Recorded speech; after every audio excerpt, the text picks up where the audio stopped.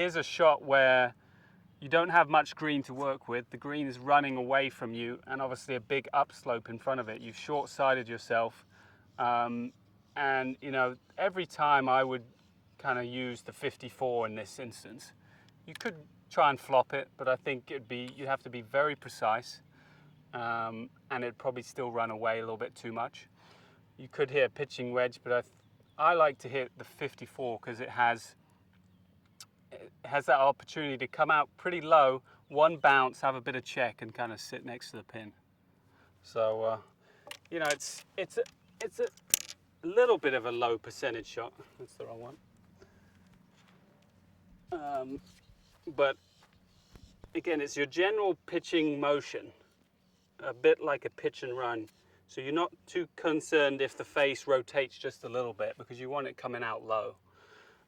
Again, pretty standard setup, middle of the stance, shaft pretty much up and down.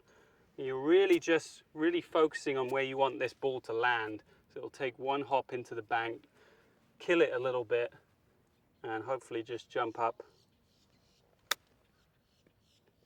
onto the green. I pitched that just a little bit too far and it got away from me, but I'll try that once again.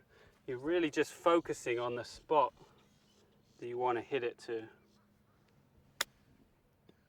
That one just had enough kill in it, and it's going to roll down to the pin about 3 feet away and give yourself a good chance to get up and down. You always have to play the shot you're comfortable with when you're playing in a tournament or you know, on a round of golf. When you're practicing, absolutely make it as hard as you can on yourself. You always want to put yourself under pressure, make things difficult, do something that you wouldn't usually do. So that's the only way you're going to feel more comfortable about it, and that's the best place to do it on the range. If someone doesn't like their chipping, grab their putter and hit it up there. You know, you might get it to 10, 15 feet and you'll be happy with that. You always have to play the shot you're comfortable with. 60, I'd have an opportunity to land it on the green. You know, I think it's a lower percentage shot because you're trying to loft the ball up in the air, you're taking a bigger swing.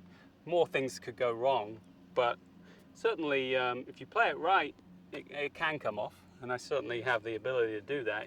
You just have to, you know, you're going to have to open up this blade a lot more. You're going to have to expose that bounce, a bit bigger swing, you know, ball more forward. You're trying to create loft on the club, and we'll give it a go.